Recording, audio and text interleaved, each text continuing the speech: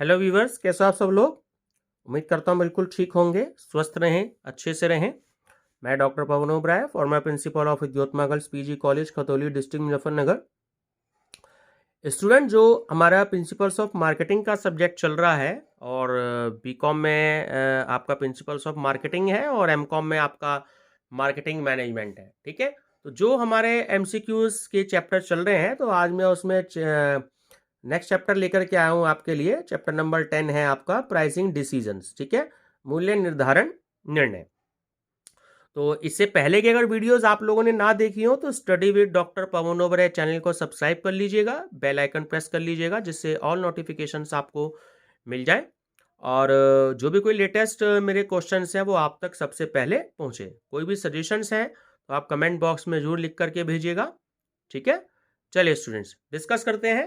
Question number 1 student से बहुत important है चैप्टर। इसमें से 3 या 4 क्वेश्चंस जो हैं वो एग्जाम में हर साल आते हैं। ठीक है, तो टीजीटी, पीजीटी, एनटीए, नेट और आपका बीकॉम में और एमकॉम में जहां जहां भी एमसीक्यूज के क्वेश्चंस आते हैं तो ये चैप्टर आप लोगों के लिए बहुत इंपॉर्टेंट है। ठीक है, चलिए स्टार्ट करते हैं। क्वेश्चन नंबर 1, एक प्रोडक्ट या सेवा का विनिमय मूल्य इसके मुद्रित रूप में जाना जाता है। तो सही आंसर है ऑप्शन नंबर ए, मूल्य पर। ठीक है, क्वेश्चन नंबर 2, एक प्रोडक्ट या सेवा का जो विनिमय मूल्य इसके मौद्रिक मूल्य यानी जो मॉनिटरी जो वैल्यू होती है उसके रूप में जाना जाता है। ठीक है, तो आपका आंसर है ऑप्शन नंबर ए, कीमत पर। ठीक है, question number 3 most important question है। जैसे आपको पता है कि मैं डेफिनेशंस देता हूं, जो इंपॉर्टेंट होती हैं या जो इंपॉर्टेंट स्टेटमेंट होती हैं वो भी देता हूं इसमें, क्योंकि वो एग्जाम्स में आती हैं। तो क्वेश्चन नंबर 3 है कि कीमत उन सभी दशाओं का मौद्रिक स्तर है जो एक उत्पाद को मूल्य प्रदान करता है। तो यह कथन किसका है? ठीक है, यह कथन है option number A, Walter Hamilton का। क्वेश्चन नंबर 4, निम्नलिखित में से ऐसा कौन सा घटक है जो मूल्य निर्णयों से संबंधित है? तो क्वेश्चन ऑप्शन नंबर डी आपका करेक्ट है, उत्पाद के वितरण माध्यम। Question number 5 most important question, William J Stanton के अनुसार मूल्य निर्धारण प्रक्रिया के चरण हैं। ठीक है, तो जो मूल्य निर्धारण प्रक्रिया के चरण हैं वो सही आंसर है आपका ऑप्शन नंबर बी, 6। ठीक है, क्वेश्चन नंबर 6, मूल्य नीतियां दिशा निर्देशित करती हैं जिसमें मूल्य रणनीति, कीमत एवं लागू होती है। तो यह कथन किसने कहा था? यह कथन कहा था ऑप्शन नंबर ए, कंडिफ और स्टिल। ठीक है, क्वेश्चन नंबर 7, मूल्य निर्धारण की सर्वमान्य प्रक्रिया के अभाव का कारण है विभिन्न स्तरों पर। तो सही आंसर है ऑप्शन नंबर सी। ठीक है, जो मांग है वो अलग अलग होना और जो लागत है उनका भी अलग अलग होना। ठीक है, तो सही आंसर है ऑप्शन नंबर सी, ए और बी दोनों। क्वेश्चन नंबर 8, मूल्य नीति निर्धारित होती है। तो जो मूल्य नीति निर्धारित होती है वो ऑप्शन ए ठीक है, उत्पादकों द्वारा। ठीक है, वो उपभोक्ताओं द्वारा या राज्य के द्वारा, वितरकों द्वारा निर्धारित नहीं होती है। क्वेश्चन नंबर 9, मूल्य नीति निर्धारित होती है तो जो कंपनी होती है उसका भी जो उच्च प्रबंध है उसके द्वारा निर्धारित होती है। Option number C. Question number 10, मूल्य नीति होनी चाहिए। तो मूल्य नीति उपभोक्ता के पक्ष में भी होनी चाहिए, सरकार के पक्ष में भी होनी चाहिए और उत्पादक या निर्माता के पक्ष में भी होनी चाहिए। तो सही आंसर है ऑप्शन नंबर डी, उपयुक्त सभी के पक्ष में। क्वेश्चन नंबर 11, डैश के लिए समुचित कीमत निर्धारण आवश्यक होता है। तो ऑप्शन में बी करेक्ट है, वेट लगाने के लिए। ठीक है, वेट अब नहीं है जैसा कि आप सब लोग जानते हैं। ठीक है, अब जीएसटी है, तो थोड़ा सा पुराना क्वेश्चन है। ठीक, क्वेश्चन नंबर 12, एकाधिकार एवं प्रतिबंधात्मक व्यवहार अधिनियम, जिसे हम शॉर्ट में कहते हैं MRTP एक्ट, कब लागू हुआ?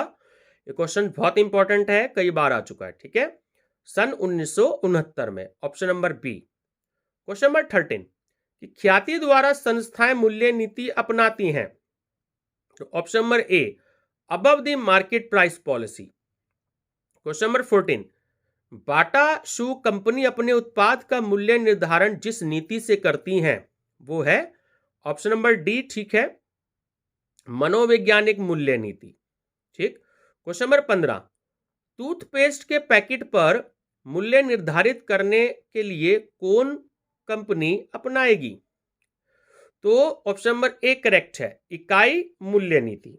ठीक है। क्वेश्चन नंबर 17, मलाई उतार क्वेश्चन नंबर 16 है आपका कि सीमेंट फैक्ट्रियां जो मूल्य नीति अपनाती हैं वह है option number D, freight absorption price policy.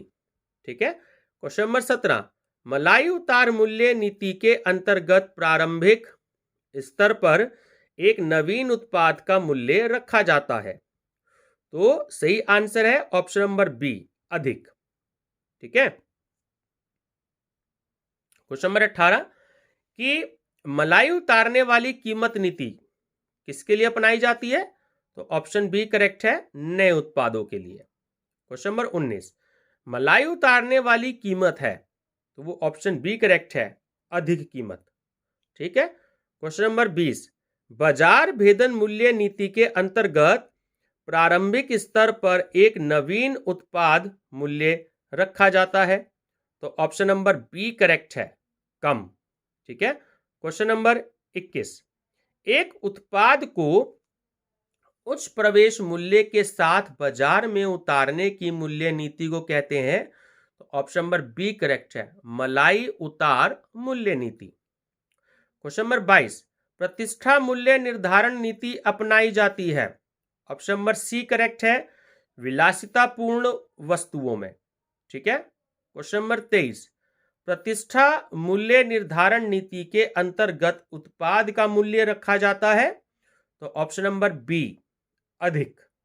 Question number 24, निम्नलिखित मूल्य निर्धारण नीतियों में से कौन सी नीति सम विच्छेद बिंदु ब्रेक इवन पॉइंट पर आधारित है? तो सही आंसर है ऑप्शन नंबर डी, टारगेट प्रतिफल मूल्य निर्धारण नीति। क्वेश्चन नंबर 25, एक मूल्य निर्धारण पद्धति जो विक्रेताओं द्वारा खुले या बंद कीमत प्रस्तावों पर खरीदारों के विचार के लिए प्रस्तुत की जाती है उसको कहते हैं। तो सही आंसर है ऑप्शन नंबर सी, बोली मूल्य निर्धारण।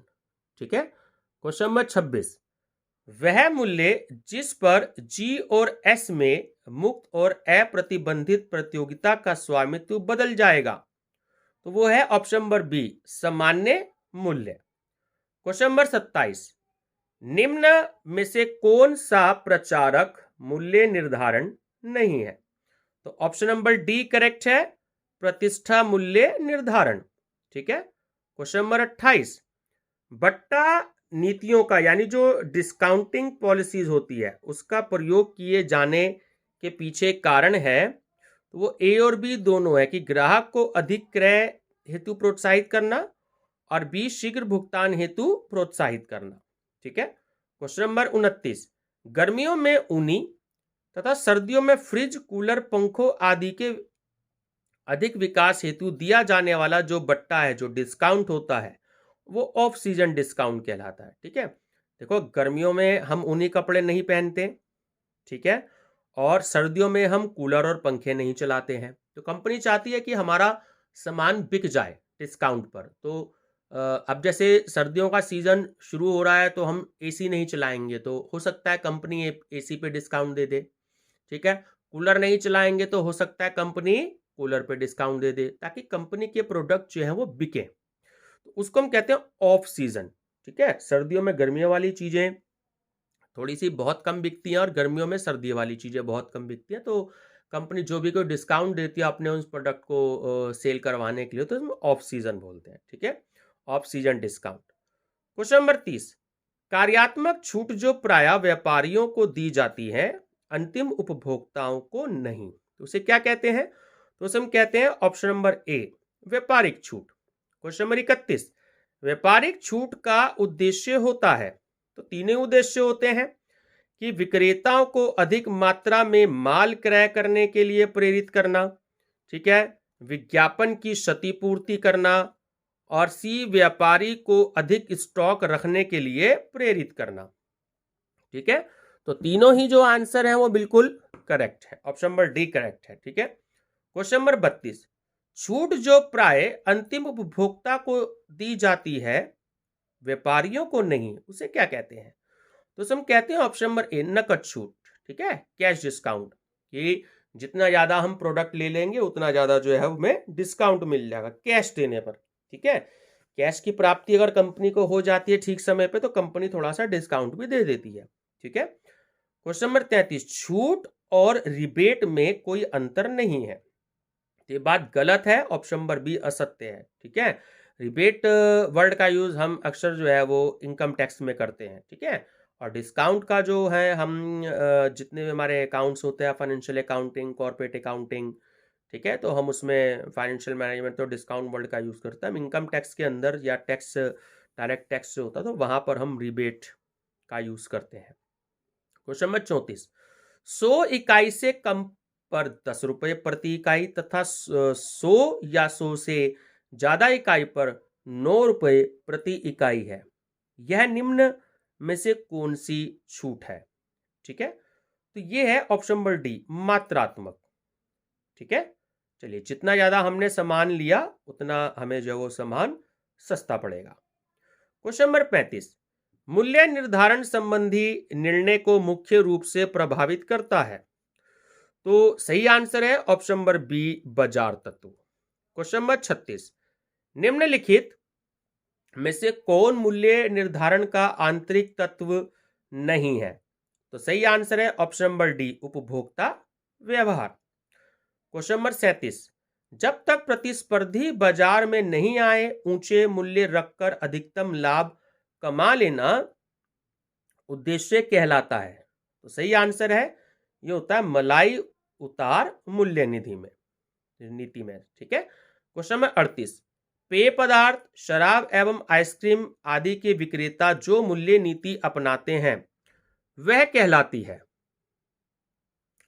तो सही आंसर है ऑप्शन नंबर बी एक मूल्य नीति। क्वेश्चन नंबर 39, एक मनोवैज्ञानिक मूल्य नीति जो उत्पाद या माल की चयनित समूह के लिए कीमतों की सीमित संख्या में स्थापित करता है को जाना जाता है, तो सही आंसर है ऑप्शन नंबर बी मूल्य अंतर। ठीक है, क्वेश्चन नंबर 40, परंपरा के आधार पर कीमतों की स्थापना की एक मनोवैज्ञानिक मूल्य नीति है, तो सही आंसर है ऑप्शन नंबर सी प्रथागत मूल्य निर्धारण। क्वेश्चन नंबर 41, क्या प्रदर्शनियों एवं मौसमी छूटों को विक्रय संवर्धन में क्रियाएं माना जा सकता है? तो बिल्कुल सही आंसर है ऑप्शन नंबर सी निश्चय रूप से। ठीक है, क्वेश्चन नंबर 42, कई क्षेत्रों के बाजारों के लिए स्वीकार उत्पाद को जहां तक संभव है उसके मूल्यों को रूप से कम पर तय किया गया है। ठीक है, तो आपका सही आंसर है इसमें ऑप्शन नंबर बी प्रवेश न्यूनतम मूल्य निर्धारण। क्वेश्चन नंबर 42, सीधे या प्रत्यक्ष विपणन का प्रारूप है, तो सही आंसर है ऑप्शन नंबर ए द्वार द्वार विक्रय। ठीक है, जैसे हम डायरेक्ट मार्केटिंग करते हैं तो लोगों के घर पे जाकर के डोर टू डोर जिसे हम कहते हैं, ठीक है, सेल भी कर सकते हैं या किसी प्रोडक्ट की मार्केटिंग भी कर सकते हैं। और व्यूवर्स आपका लास्ट क्वेश्चन है इस चैप्टर का और इस वीडियो का कि क्वेश्चन नंबर 44 कि मूल्य निर्धारण उद्देश्यों में सम्मिलित किया जाता है, तो तीनों ही होता है, जो हमारा प्रोडक्ट लाइन प्रमोशन होता है वो भी, जो कैश रिकवरी होती है और जो प्रॉफिट मैक्सिमाइजेशन होता है वो भी। ठीक है, सही आंसर है ऑप्शन नंबर डी उपयुक्त सभी। चलिए स्टूडेंट्स, ये आपका जो है चैप्टर नंबर 11 जो है वो खत्म होता है, और वीडियो पसंद आई हो तो लाइक शेयर सब्सक्राइब जरूर करिएगा। और मेरी ये आपको रिक्वेस्ट है कि आप वीडियो शुरू से लेकर लास्ट तक पूरी जरूर देखें और लाइक और सब्सक्राइब जरूर करिएगा, क्योंकि उससे मोटिवेशन मिलता है वीडियो बनाने वालों को।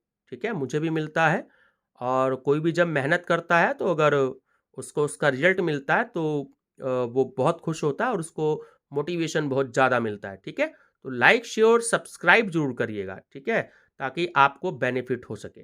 कोई भी सजेशन हो तो आप कमेंट बॉक्स में आप मेरे को बता सकते हैं, और study with doctor Pawan Oberoi channel को सब्सक्राइब जरूर करिएगा। Thank you viewers.